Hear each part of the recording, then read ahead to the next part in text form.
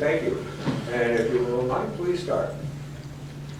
I pledge allegiance to the flag of the United States of America and to the republic for which it stands, one nation, under God, indivisible, with liberty and justice for all. Thank you.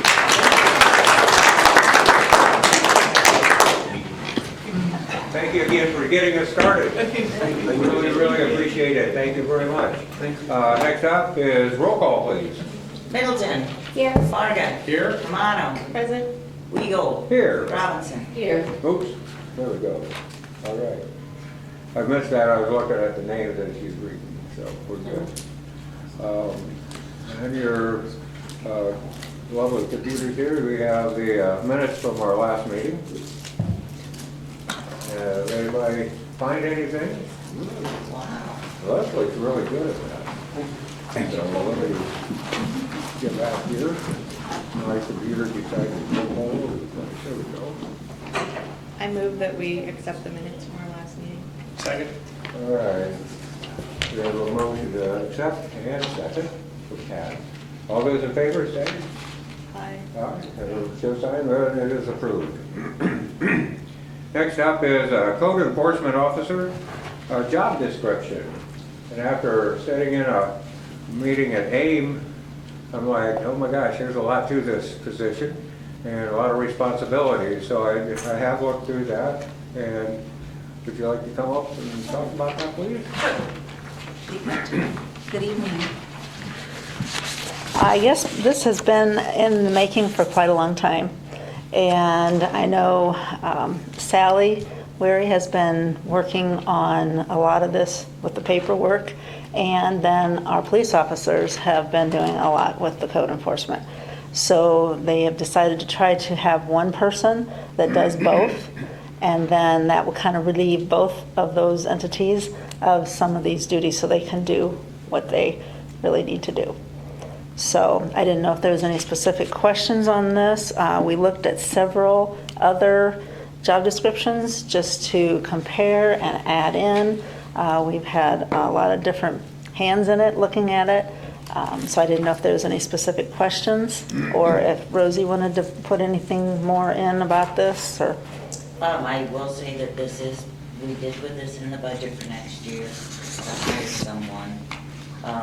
And like she said, I mean, Sally spends so much time with this because, especially in the summer with the grass, this is just gonna be a plus to have somebody.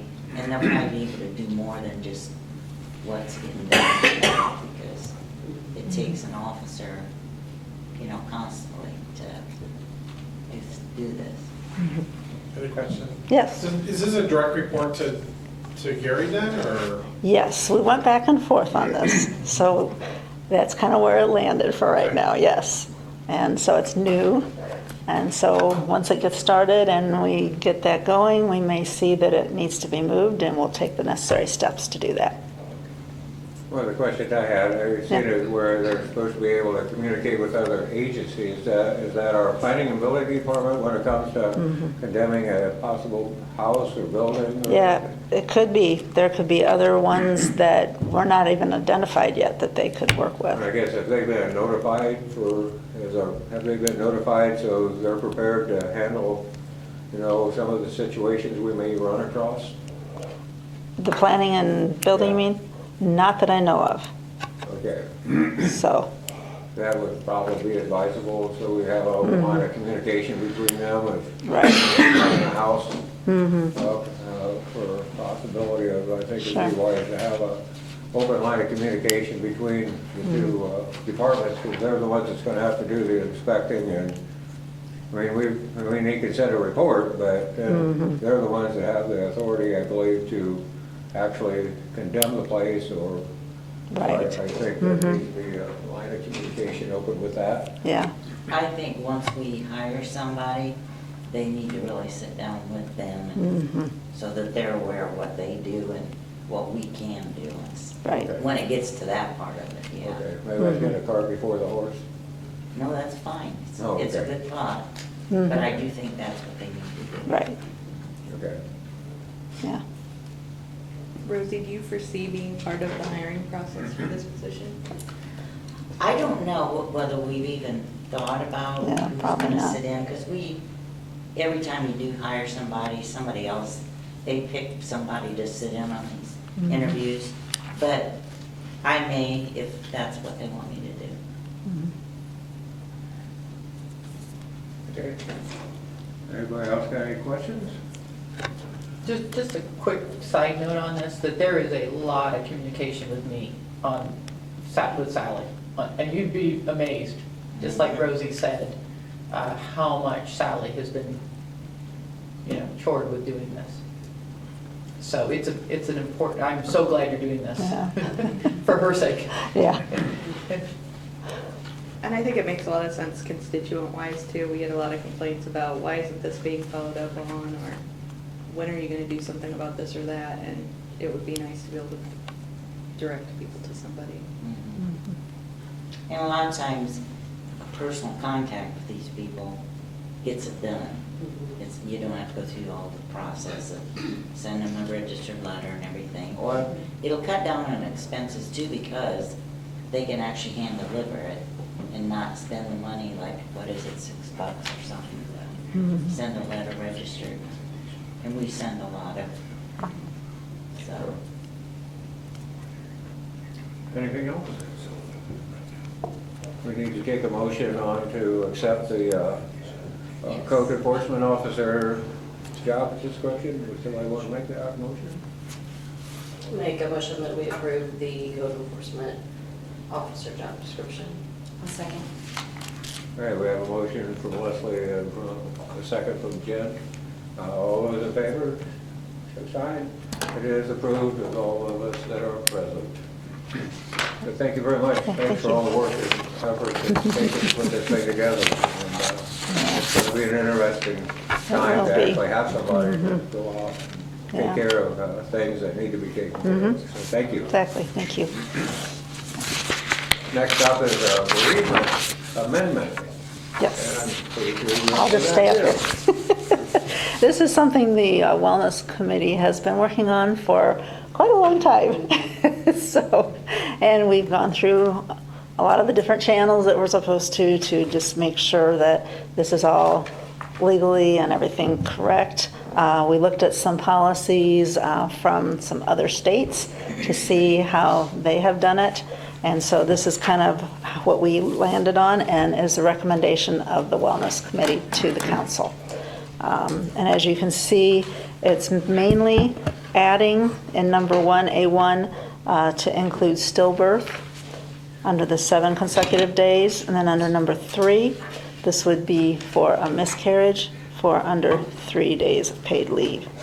And then we have defined everything on the second page under C in definitions, and that's all according to the American Academy of Pediatrics.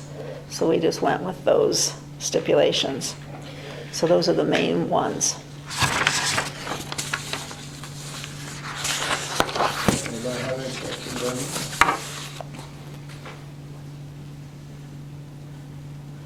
I make a motion that we approve the bereavement leave as presented. Second.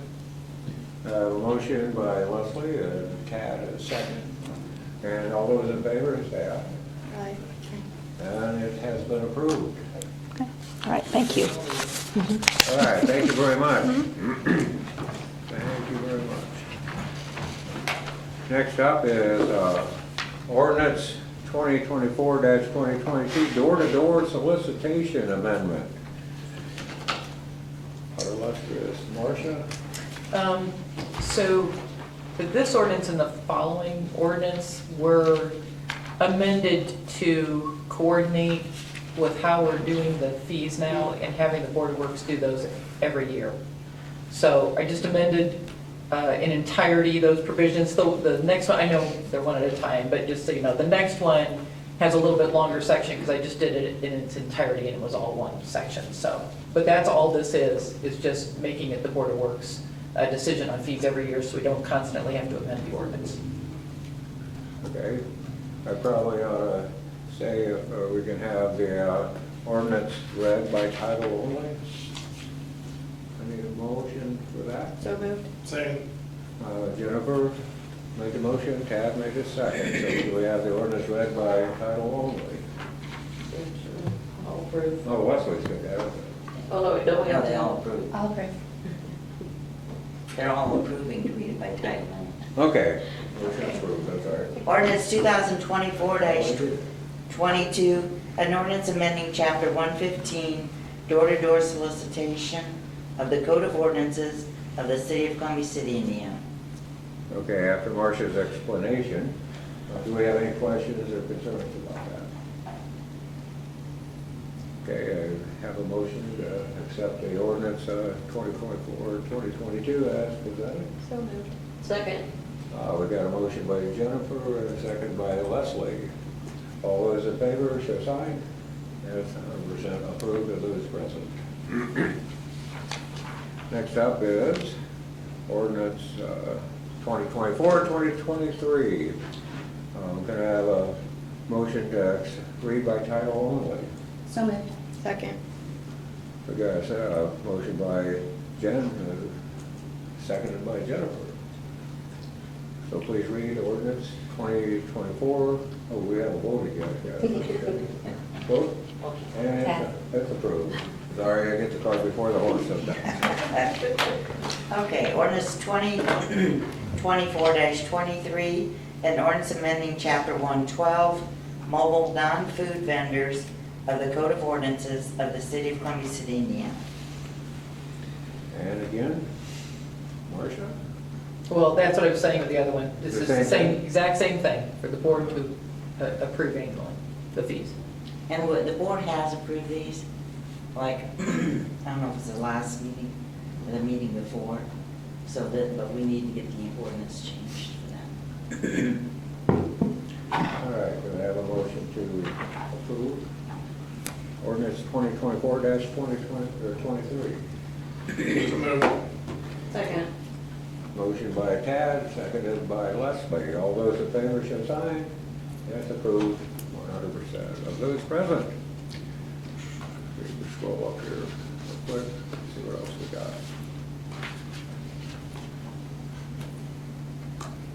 I have a question on that. Is there going to be a plan to notify the entities that are nonprofits that haven't had to have a permit in the past that they now need one? Well, what we did, on this one here, you mean, the Yeah. non-food trucks? Yeah. Anybody that's actually been setting up like, well, the non-food trucks, yes, we will probably notify, like we did on the food trucks. We went around, Gary went around to every business like Tractor Supply, Napa, any of them that's had food trucks, gave them a copy of the ordinance and showed them what they needed to do so that they automatically came to us. They wouldn't let them sit there until they got their ordinances, or I mean, got their permits. So on the non-food vendors, I haven't thought that far, how we're gonna notify all these people. But I would say probably, oh wait, this is door to door. So this is just like, if somebody comes in and pays a fee to go to door, then they have to come anyway. We still have that ordinance, so they have to come in here to get a permit. So we really don't need to notify them. Okay. The, Jennifer, the little b was already in the ordinance. Okay. That's what I I'm think referring to. what she's saying is they've already done their best to notify everybody under food and non-food. I just took the whole thing out and amended in its entirety. But really, A is the only thing we got amended. Okay. Little b and little c were already in. Does that help a little bit? Because I A think little maybe bit. the city's already done, tried to get Yeah, that. because we did the actual ordinances months ago, and Gary delivered them to all the businesses. And they were aware of it, and they've come in and been fine. Anything else? All right, well, Leslie, as HR director, you got any additional comments or? I do not. Okay, Nathan, if you're here, do you want to update us on anything or? Well, sure. At the end of September, we held a all jurisdiction workshop on comprehensive plans. The city, as you guys know, is looking at doing a pretty large update in 2025, so I think that was probably meaningful for Leslie and Dan. You were able both to attend, so appreciate that. And there was a lot of good discussion. Wasn't exactly what I set out to do in terms of the topics, but I think we will probably use whenever fifth Monday training sessions each year to do essentially just a hot topics among all the different jurisdictions, kind of more open format. So for 2025, we'll pick a day and again invite elected officials along with planning and BZA members. Believe there was a rezoning ordinance at the last meeting that was tabled for second reading to the next one for the buyers to be able to buy the property. So you'll be seeing that coming up. I think that probably covers the most relevant things for you guys that I've got. Yeah, I thought that meeting went very well. I thought it was great to be able to actually try to communicate with other cities of Russell, town, and South Willie, and get to hear from other plan commission members. And it was a great way to network with other communities, I thought. And so I thought it was a really good. For the record, Chip was also in attendance. It was also. I think we have a medal for you, Chip. Thank you, I like that. All right, thank you, Nathan. Chip? Tonight, the Board of Works approved the trail project, so hopefully that'll be getting kicked off here soon. Hunger is supposed to start the skate park next month. We are meeting with them Friday to discuss some issues with it, so hopefully nothing happens there. We signed a substantial completion for Westgate, so now we have a year warranty on that. Test kitchen's come along, moving very quickly. Got good news today, so I haven't told you yet, Rosie, but yes, so be prepared for that. We're hoping to have something going hopefully by Thanksgiving, so maybe some cookie classes and different things like that. So things are going very well right now, fast and well. Any questions for Chip? Mike? We've been doing several new service hookups. Also out at Timbers Edge, they're laying the water main right now. We went over there when they first started and was going over their plans, and they were putting a valve about 10 feet from another and it wasn't needed, so we had to move it to another place in there. And we also found another place that we needed a valve that wasn't on the map.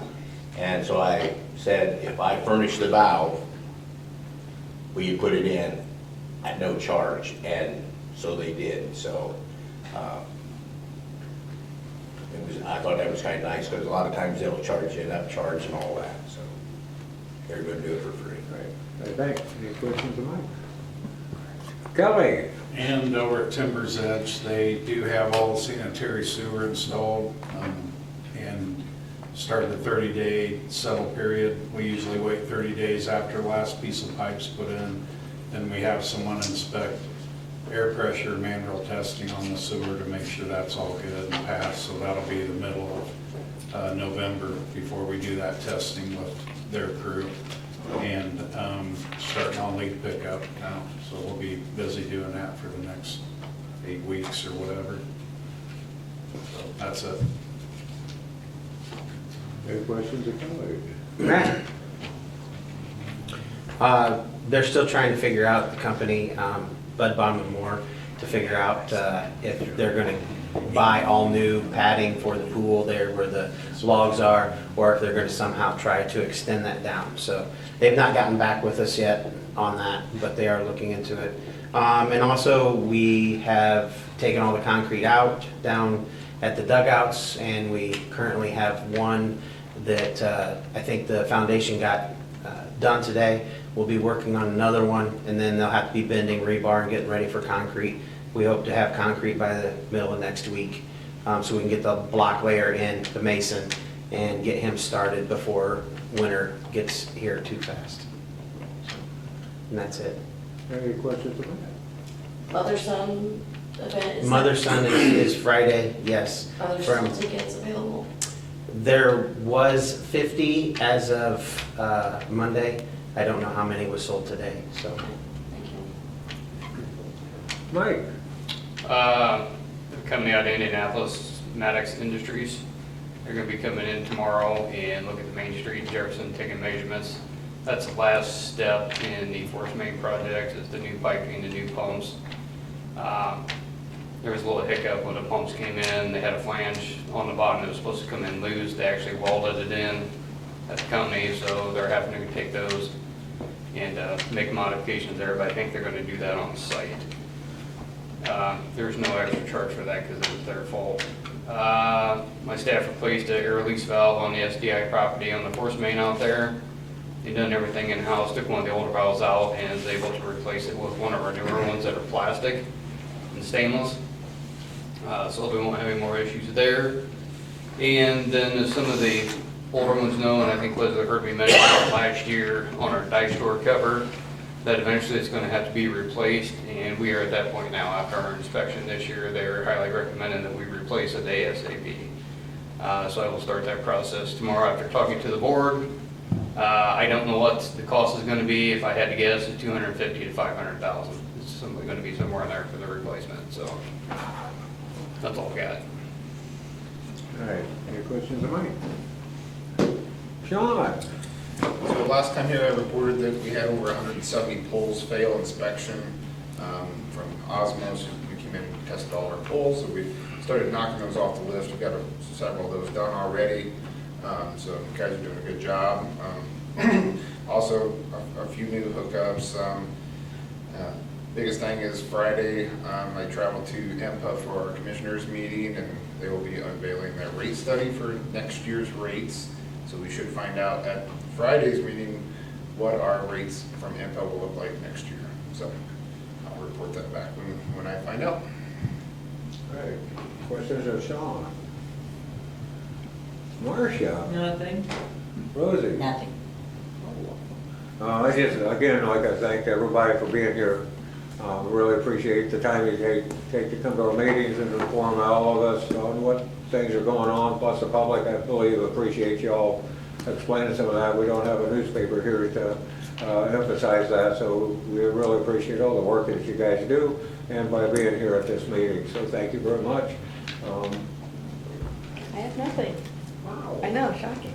Shocking. Kat? I have nothing. I have nothing. I have nothing. Press? Okay. I call the meeting adjourned.